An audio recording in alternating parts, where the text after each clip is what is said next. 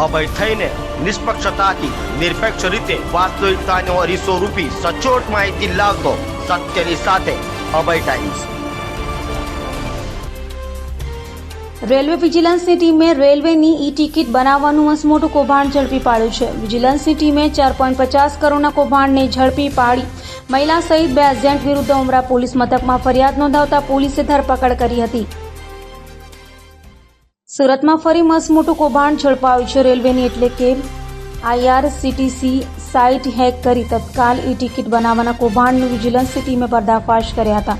Vigilance officer Sanjay શર્માએ ઉમરા police મથકમાં નોંધાવેલી ફરિયાદમાં જણાવ્યું હતું કે ઉમરા વિસ્તારમાં સિટી લાઇટ ખાતે એકતા ટ્રાવેલ્સ નામે ઓફિસ ધરાવતા એજન્ટ રાજેશ ગિરધારી મિત્તલ અને કૃપા દિનેશ પટેલે IRCTC સાઇટ હેક કરી તત્કાલ ઈ ટિકિટો બનાવવાનું કૌભાંડ કર્યું હતું અને આશરે 4.50 કરોડનું કૌભાંડ ઝડપાયું છે। હાલ તો મુંબઈની વિજિલન્સની ટીમના દરોડામાં કરોડોનું કૌભાંડ આચરનાર એજન્ટ રાજેશ મિત્તલ અને કૃપા દિનેશ પટેલ ઝડપાતા તેઓની ઉમરા પોલીસે ધરપકડ કરી કાયદેસરની કાર્યવાહી હાથ ધરી હતી।